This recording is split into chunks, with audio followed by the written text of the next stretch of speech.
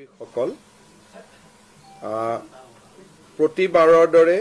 ডিব্ৰুগড়ত মই 4 দিনীয়া ভ্ৰমণসূচীলৈ আহিছিলো আৰু যোৱা 4 মাহৰ পৰা ৰাজ্য চৰকাৰৰ এখন কেবিনেট আমি ডিব্ৰুগড়ৰ পৰাই অনুষ্ঠিত কৰি আহিছো। আজিৰ কেবিনেটত ডিব্ৰুগড়ত আমি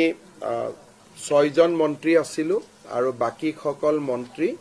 ভিডিঅ' কনফাৰেন্সৰ যোগেদি আমাৰ লগত সংলগ্ন হৈছিল। আমাৰ কেবিনেটত আজি অসম পুলিচৰ আমি যি নতুন পুলিচ ষ্টেচন বনাই আছো বা পুলিচ ব্যাৰেক বনাই আছো, সাইবাৰ পুলিচ ষ্টেচন বনাই আছো, সেই ধৰণৰ কামবিলাক কৰিবৰ কাৰণে আমি মিছন মৈত্ৰী নামে এখন সোসাইটি গঠন কৰিছিলো। আজি মিছন মৈত্ৰীৰ বাবে কেবিনেটে 150 কোটি টকাৰ অনুমোদন কৰে। অহা 12 তাৰিখে আমাৰ ৰাজ্যত নতুন 10টা সমজিলাৰ কাম আৰম্ভ হ'ব। সেই দিশৰ প্ৰতি লক্ষ্য ৰাখি কেবিনেটে আজি অসম পুলিচৰ কাৰণে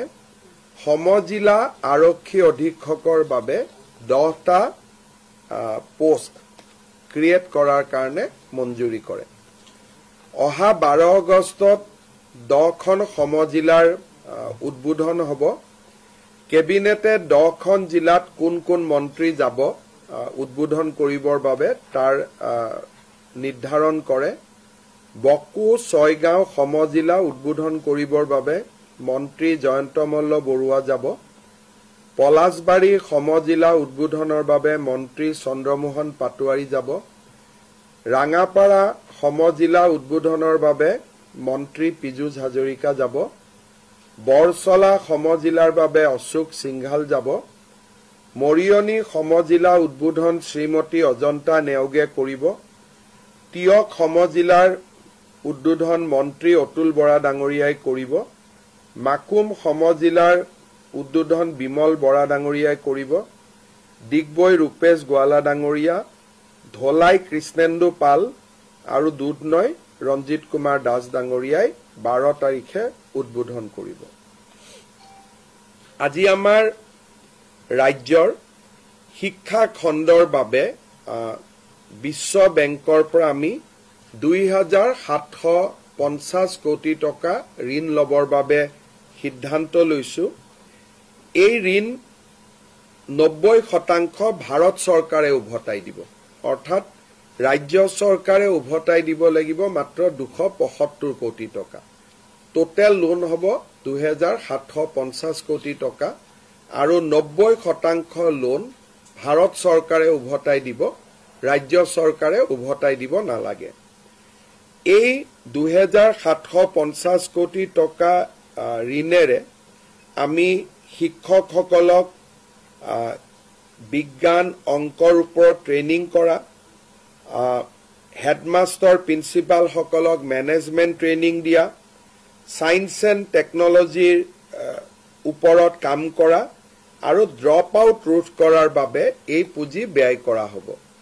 এই পুঁজিৰ জৰিয়তে ৰাজ্যৰ 400খন স্কুলক সুন্দৰভাৱে নিৰ্মাণ কৰিবলৈ 3 কোটিৰ পৰা 5 কোটিকৈ টকা স্কুলত ব্যয় কৰা হ'ব আৰু 1733টা অংগনবাদী কেন্দ্ৰকো এটা সুন্দৰ পৰ্যায়লৈ লৈ অহাৰ বাবে প্ৰতিটো অংগনবাদী কেন্দ্ৰতে 25 লাখ টকাকৈ ব্যয় কৰা হ'ব। 1733 অংগনবাদী কেন্দ্ৰত ৰাজ্যৰ শিক্ষা খণ্ডত ই এক নতুন দিগন্তৰ সূচনা কৰিব। আমি বহুদিনৰ পৰা জাপানত অসমৰ শিক্ষিত ল'ৰাক চাকৰিৰ বাবে পঠিয়াবৰ বাবে এডভান্টেজ অসমৰ সময়ত কৰা চুক্তিৰ বিষয়ে আলোচনা কৰিছিলো। জাপানৰ পৰা 3টা কোম্পানীয়ে জাপান চৰকাৰৰ পৰা বিধিবদ্ধ অনুমতি লৈ অসমৰ যুৱক যুৱতীসকলক জাপানীজ লেংগুৱেজত শিক্ষিত কৰিব খুজিছে। জাপানৰ এই কোম্পানী 3টাৰ নাম হ'ল এছিয়ান ওৱান কোম্পানী লিমিটেড, জেচিক্স ভেঞ্চাৰ লিমিটেড আৰু মাইকো কেৰিয়াৰ পাৰ্টনাৰ্ছ লিমিটেড এই তিনিটা কোম্পানীয়ে অসমৰ ল'ৰাক জাপানী ভাষাত শিক্ষিত কৰিব আৰু জাপানত নিশ্চিত নিয়োগৰ সুবিধা দিব আৰু জাপানত যেতিয়া আমাৰ ল'ৰাই কাম কৰিব ইণ্ডিয়ান ৰুপিজত মাহত প্ৰায় 2.5 লাখ টকালৈকে উপাৰ্জন কৰিব পাৰিব এই বিষয়ে আমি এই তিনিটা কোম্পানীয়ে অসমত অহাৰ পিছত আলোচনা কৰাৰ পিছত আমি আৰু আপোনালোকক তথ্য দিব পাৰিম এই ট্ৰেইনিং প্ৰগ্ৰাম বিলাকত 3.5 লাখ 4 লাখ টকা পৰ্যন্ত খৰচ হয় ইয়াত যাতে ল'ৰা ছোৱালীয়ে খৰচবোৰ বহন কৰিব পাৰে সেই কাৰণে ৰাজ্য চৰকাৰে 1.5 লাখ টকাৰ ৰাজ সাহায্য আগবঢ়াব বাকি টকা ষ্টুডেন্টে বেংকৰ পৰাও ল'ব পাৰিব বা নিজেও ইমানখিনি পুঁজি তেওঁলোকে ব্যয় কৰিব পাৰিব কাৰণ 3 মাহ জাপানত দৰমহা পোৱাৰ লগে লগে তেওঁলোকৰ মূল বা যিটো বিনিয়োগ কৰিছিল হেতু লগে লগে তেওঁলোকে উভতাই দিব পৰা পৰ্যায়ত আহি যাব আমি প্ৰথম পৰ্যায়ত 3000 অসমৰ ল'ৰাক জাপানত চাকৰি কৰিবৰ কাৰণে জাপানীজ ল্যাঙ্গুৱেজ ট্ৰেইনিং দিব খুজিছো আৰু বহুত সময়ত কোনোবা ল'ৰা ছোৱালী যদি জাপানতো যাব নোখোজে জাপানৰ ইমান কোম্পানী এটা ইণ্ডিয়াত আহিছে তেওঁলোকে ইণ্ডিয়াতো কাম কৰিব পাৰিব জাপানীজ কোম্পানী ইন ইণ্ডিয়া এই আঁচনিখন যাৰ নাম আমি CM ফ্লাইট বুলি দিছো chief minister foreign language initiative for global human talent so এইটো আমাৰ এডভান্টেজ অসমত আমি ঘোষণা কৰিছিলো আজি তাক আমি এটা সম্পূৰ্ণ ৰূপ দিলো ইয়াৰ প্ৰত্যেকজন ট্ৰেইনিং লোৱা ল'ৰা ছোৱালীক ৰাজ্য চৰকাৰে 1.5 লাখ টকাৰ স্কলাৰশ্বিপ দিব আজি আমি আৰু এটা বহু ৰাজ্যৰ উপকাৰ হ'ব আমি সিদ্ধান্ত লৈছো আপোনালোকে জানে যে আজিকালি গুৱাহাটী ডিব্ৰুগড় যোৰহাট শিলচৰ বহুত মহানগৰীত মানুহ ফ্ল্যাটত থাকে যেতিয়া এবাৰ ফ্ল্যাট নিৰ্মাণ হৈ যায় তাৰ পিছত ফ্ল্যাটটো পৰিচালনা কৰাৰ দায়িত্ব ফ্ল্যাটৰ আবাসীসকলৰ ফ্ল্যাটত বহুত ৰিটায়াৰ্ড মানুহ থাকে যেতিয়া ফ্ল্যাটবোৰত কেতিয়াবা ট্ৰান্সফৰ্মাৰ নোহোৱা হৈ যায় কেতিয়াবা পানীৰ ডিপ টিউবেল বনাব লাগে বা কেতিয়াবা ফ্ল্যাটটোক মেৰামতি কৰিব লাগে বিল্ডাৰজনেতো মেৰামতি নকৰে বিল্ডাৰজনে তেওঁলোকক দি থৈ গুচি গল ৰাইজে কষ্ট পায় সেই কাৰণে প্ৰয়োজন সাপেক্ষে ফ্ল্যাটত সামূহিক কাম কোনো ব্যক্তিগত কাম নহয় সামূহিক কাম কৰিবৰ বাবে এতিয়াৰ পৰা MLA সকলেও ফান্ড দিব পাৰিব আৰু ৰাজ্য চৰকাৰেও বিভিন্ন বিভাগৰ পুঁজি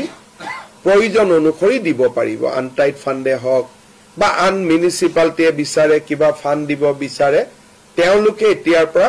ফ্ল্যাটতো পুঁজি দিব পাৰিব আগতে আমি গাঁৱত দিও নামঘৰত দিও মন্দিৰত দিও ৰাস্তাত দিও কিন্তু ফ্ল্যাটত আমি কোনো সহায় নকৰো এতিয়া আমি ফ্ল্যাটত সহায় কৰিব পাৰিম দুটা কন্ডিশন ফ্ল্যাটটো বিল্ডাৰৰ অধীনত থাকিব নালাগিব ফ্ল্যাটটো সোসাইটিৰ অধীনত থাকিব লাগিব দ্বিতীয়তে কামবিলাক কমন কাম হ'ব লাগিব যে গোটেই বিল্ডিংটো ৰং কৰা বা পানীৰ ব্যৱস্থা কৰা বা ফ্ল্যাটত এটা মন্দিৰ নিৰ্মাণ কৰা বা ফ্ল্যাটত এটা অডিটৰিয়াম নিৰ্মাণ কৰা যিবিলাক কমন কাম প্ৰত্যেকজনে ব্যৱহাৰ কৰিব পাৰে তেনেকুৱা ধৰণৰ কাম কিন্তু কোনোবাই যদি কয় যে মোৰ ঘৰখন ৰং কৰি দিয়ক সেইটো নোৱাৰে কিন্তু ফ্ল্যাটৰ বাহিৰটো ৰং কৰিব লাগে তাত চৰকাৰে ইচ্ছা কৰিলে সহায় কৰিব পাৰিব দ্বিতীয়তে আমি নতুন ডিপাৰ্টমেন্ট এটা কৰিছিলো আমাৰ ষ্টাৰ্টআপৰ বাবে আজি আমি এই কামখিনি আগবঢ়াই লবলৈ ডিপাৰ্টমেন্টৰ অধীনত আমি ডিপাৰ্টমেন্ট অফ ইনকিউবেশ্যন আৰু ষ্টাৰ্টআপৰ অধীনত Assam innovation and startup foundation নামে সেকশন 8 কোম্পানী এটা গঠনৰ অনুমতি দিও আমি লাহে লাহে ষ্টাৰ্টআপ ইকোসিস্টেমটো শক্তিশালী কৰাৰ কাৰণে এই সিদ্ধান্ত গ্ৰহণ কৰিছো ই ৰাজ্যৰ ষ্টাৰ্টআপ সকলক যথেষ্ট সহায় কৰিব আজিৰ কেবিনেটত মুখ্যতঃ এইকেটা সিদ্ধান্ত গ্ৰহণ কৰা হৈছে অতিৰিক্তভাৱে মিছন বসুন্ধৰাৰ অধীনতো আৰু 500টা অনুষ্ঠানক আজি কেবিনেটে ভূমি আবণ্টন কৰে নামঘৰ মন্দিৰ বা চৰকাৰী কাৰ্যালয় এই ধৰণৰ শিতানত সামূহিক যি অনুষ্ঠান সেই অনুষ্ঠানৰ বাবে আজি ভূমি দিয়া মঞ্জুৰি কৰে যদি আপোনালোকে কিবা খুদিব আছে খুদিব পাৰে আমি জুনে কৰে আমি তেওঁলোককে আগবঢ়াই দিম তাতে আমি এতিয়া 3টা কোৰ্স লৈছো জুনে ড্ৰাইভাৰ হ'ব খুজে সেকেন্ড জুন আইটি জয়েন কৰিব খুজে লো লেভেল আইটি হলেও কথা নাই আইটি যাব খুজে থাৰ্ড নাৰ্সিং তাৰ পিছত আমি আৰু এটা এটাকৈ যোগ কৰাই গৈ থাকিম ইঞ্জিনিয়াৰ হওক ডিপ্লোমা হওক লাহে লাহে আমি তাক বঢ়াই লৈ গৈ থাকিম বৰ্তমান এই 3টা কোৰ্সত আমি অক্টোবৰৰ পৰা আৰম্ভ কৰিম কিন্তু ইয়াৰ কোনো লিমিট নাই কাৰণ জাপানত এভাৰেজ মানুহৰ বয়স হেতে 48 বছৰ অসমত এভাৰেজ বয়স হল 22 বছৰ সেইকাৰণে তেওঁলোকে অসমৰ পৰা 25,000 ল'ৰা ছোৱালী নিব খোজে কিন্তু ইমান ল'ৰা ছোৱালীক শিকাব পৰা এটো সম্ভৱো নহয় সেইকাৰণে এতিয়া আমি 3টা দি আৰম্ভ কৰিছো যদি ল'ৰা ছোৱালী আগ্ৰহী হয় আৰু বহুত কোৰ্স আমি খুলিব পাৰো আৰু এভাৰেজ দৰমহা 2 পৰা 2.5 লাখ টকা পায় ড্ৰাইভাৰ হলে 1.5 লাখ টকা পাব আইটি হলে 2.5 লাখ টকা পাব আইটি মানে সফটওয়্যার ইঞ্জিনিয়ার হব না লাগে সাধারণ কম্পিউটার ট্রেন হলে হল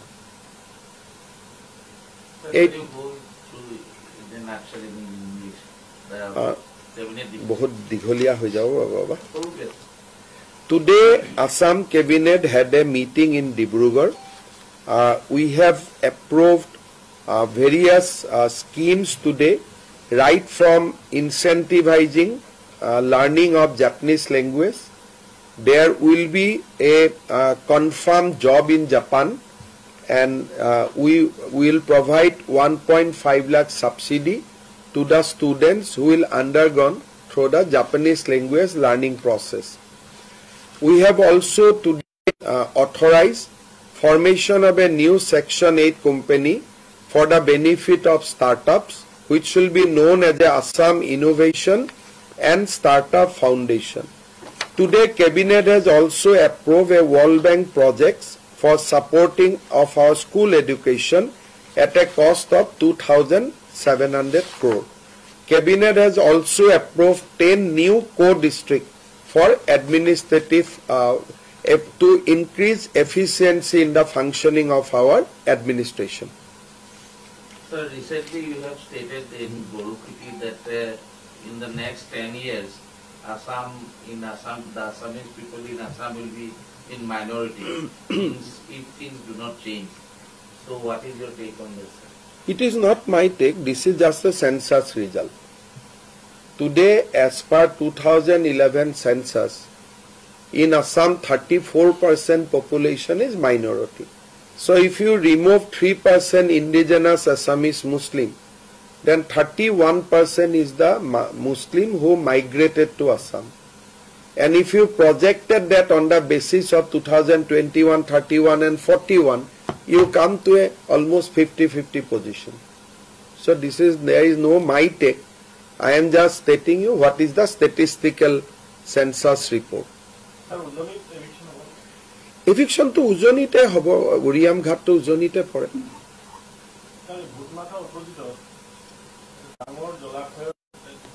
আজিৰ পৰা ডিস্ট্ৰিক্ট এডমিনিষ্ট্ৰেশ্যনে চাইছে কি ঘটনা আৰু সালে যি ধৰণে আমি আইনৰ ৰাস্তাৰে গৈ যি কৰিব লাগে আমি কৰিম So the eviction process has been going on but still around 63 lakhs hectares of land remain to be evicted. So what is your plan? you are taking only my data you are using for your benefit. So the data is not that much. It is 1 lakh 1.2 lakh 29 lakhs bigha. So if you convert it to hectare, I don't know how much it will happen, but 40 I think 29 into divided 9 lakhs acre land is under encroachment today in Assam. And I can't plan it for so much land. My life will finish, then also it will not get vacated.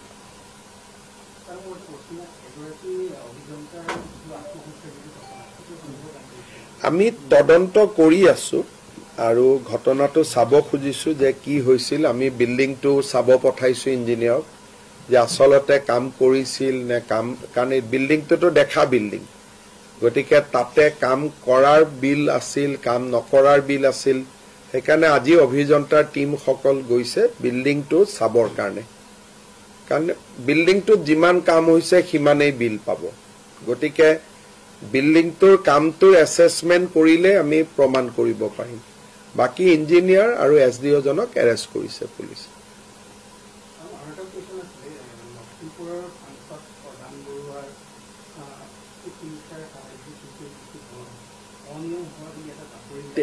তেনে কিমান 5,000 6,000 টকা দিয়া যায় এটা CM ৰিলিফত আমি কিমান দিও মই ভাবো এই নিউজ বিলাকৰ বহুত বেছি ফ্যাকচুৱেল কথা নাথাকে সিএম ৰিলিফ ফাণ্ডৰ পৰাটো কোটি টকা নিদিও আমি কাবাক 10,000 কাবাক 15,000 আৰু অনিয়মটো আপুনি কবই না কালি যদি আপুনি মোৰ আগত আহি কয় যে মোৰ মামাৰ বেমাৰ হৈছে মইতো আপোনাক লিখি দিম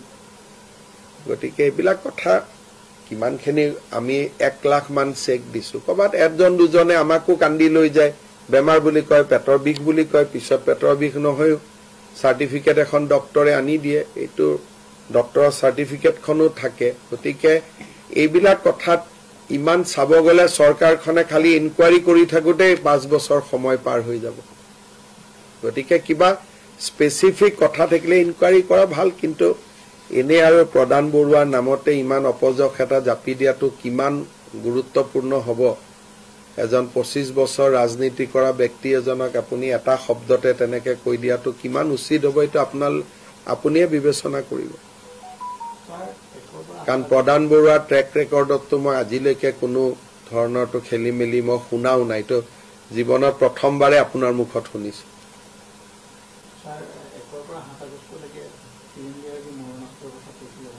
একৰ পৰা 7 আগষ্ট নহয় তো এটা পোৰ্টেল খুলি থাকিব সদায় এপ্লাই কৰি থাকিব পাৰিব পোৰ্টেলটো খুলিলেহে আপোনালোকে দেখা পাব 1 তাৰিখে আমি খুলি দিম একো হ'ব পাৰে 1 বা 7 তাৰিখে মোৰ সময় চাই পেলাই উদ্বোধন কৰিম তেটা আপোনালোকে মাৰানষ্টৰ বাবে আবেদন কৰিব পাৰিব যাক লাগে দিছে ইনকুৱাৰি কৰিব যোন পাব যোগ্যতাক দিব আৰু পোৰ্টেলটো নাথাকিলে আজিও গৈ আপুনি কাগজত আবেদন কৰিব পাৰে কোনোটো আবেদন কৰাটো একো বাধা নাই গতিকে আমি যেনিবা আবেদন কৰাৰ সুবিধা কৰি দিম যে সেৱা হেতু পোৰ্টেলত আবেদন কৰিব পাৰিব বা কিবা কৰিব পাৰিব আমি আবেদনটো সুবিধা কৰি দিম আৰু আজিও বহুতে আবেদন কৰি লৈয়ে আছে মাৰানষ্টৰ লাইসেন্স দিয়াটো কোনো এটা নতুন কথা নহয় অসমত বহুতৰ আছে খালি এতিয়া আমি কৈছো যে ঠিক আছে যোন নিৰাপত্তাহীনতাত ভুগিছে তেওঁলোকে এপ্লাই কৰক আমি ইনকুৱাৰি কৰি আমি লাইসেন্স দি দিম অৱসৰপ্ৰাপ্ত কলেজ শিক্ষকৰ যিটো নিযুক্তি বিষয়টো খুব চৰ্চা লাভ কৰিছে মই এটোত বহুত সমৰ্থন কৰো গতিকে মোক প্ৰেছাৰ দি লাভ নাই আৰু মই এটোত 100% সমৰ্থন কৰো যে এখন অনুষ্ঠান অভিজ্ঞ ব্যক্তি নহলে নচলে একদম 100ৰ 101% বহাল থাকিব অকল 100% নহয় 101 কাৰণ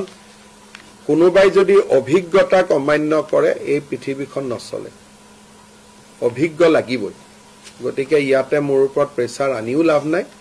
আৰু মই জানো যে অভিজ্ঞ নহলে কোনো এখন অনুষ্ঠানেই চলিব নোৱাৰে ঘৰখনৰ দেউতা নাথাকিলে ঘৰখন চলিব নোৱাৰে ৰিভিউ নাই আজি আমি নাওবৈচা সমষ্টি ৰিভিউ কৰিছো তাৰ পিছত ৰাতিপুৱা আমি সোণাৰী সমষ্টিৰ কামকাজ চালো আজি গধূলি টিংখং সমষ্টি আলোচনা কৰিম আৰু পৰখি দিনাখন মাৰ্ঘেৰিটা সমষ্টি আমি আলোচনা কৰিম হ'ব